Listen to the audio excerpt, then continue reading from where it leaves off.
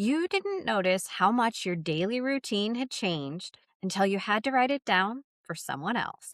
Welcome to The Dog Who Asked for More, the podcast for dog parents navigating the messy, complicated parts of life with a dog so you can feel seen in something you've never been able to say out loud, walk away more confident in your decisions, and deepen your connection with the dog who asked you to show up differently.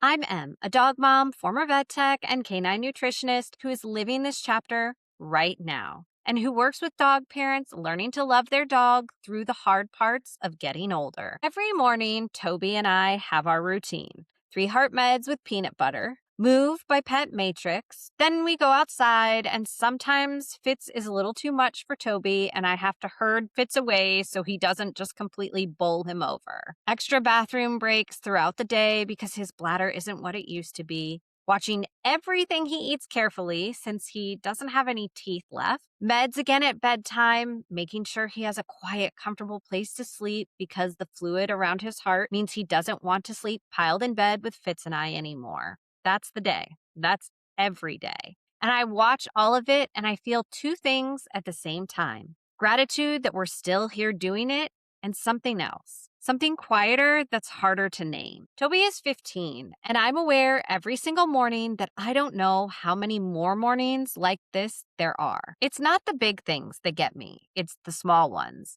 The way he takes a little longer to get up from his bed. The way he slows down partway through the staircase and then begs to be picked up. The way he sleeps more than he used to. The cloudiness in his eyes that showed up so gradually I almost didn't notice it until one day they just accumulate. And one day you're standing there watching your dog get up from the floor and you realize you've been holding your breath. It didn't shift in one moment for me. It was an accumulation, one small thing and then another, until one day I was writing down his entire daily routine for someone covering while I traveled for the podcast. And I looked at that list and realized how much had quietly changed, how much we had adapted without me ever deciding to adapt. We just did, because that's what this chapter asks of you.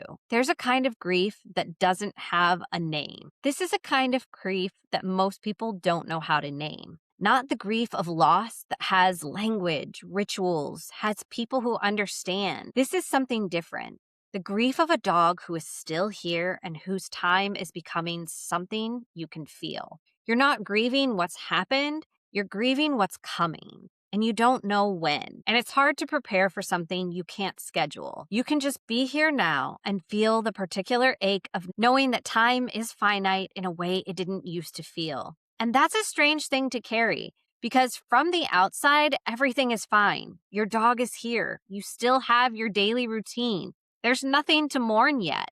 But the mourning has already started anyway. I think everyone who has a senior dog knows this. The way your attention changes, the way you start noticing things you didn't notice before, the way they get up, the way they navigate the stairs, the way they look at you. Not because anything is wrong or different, but because you're paying a different kind of attention now. You're memorizing. That's what it is. You're storing everything up in case you need it later. I'm building the biggest thing I've ever built before with the RV tour. The idea of taking this all on the road. And I'm doing that while Toby is 15. And those 2 things exist at the same time, and I don't always know what to do with that. The tour is for both of them. I want Fitz to experience it, and I want Toby to experience it. But there's an urgency to the timing that I feel in a way I didn't a year ago, because I can see him aging now. And so the building has to happen now. Not someday, now, because that's what I have. Toby doesn't know I'm feeling any of this. He's not sad. He's just living, potato that he is, perfectly content to exist without drama or fanfare. And I'm right there with him, doing the daily routine and also carrying something that he has no idea about. And you can't explain it to anyone who hasn't been here, because your dog is fine. People want to know when something happens, and nothing has happened. It's just the time. And time is the thing you can't stop. What I've come to is this: the grief that starts before the loss isn't a bad thing. It's the cost of loving something for a long time. It means you've been paying attention. It means the morning routine, the meds, the outside time, the careful watching, the bedtime medication, those mean something. because you're letting them mean something. You're not taking them for granted, and that's a gift, even when it's hard. You're not grieving too early, you're loving too much to look away, and there's a difference. Some mornings, you're just there, just in it, present for the whole thing without the ache sitting on top of it. And other mornings, you're already somewhere else in your head, already in the future, already at the part you can't think about yet. And you come back to the meds, to the move, and the careful watching, to now, because now is where he is. You don't have to have it resolved.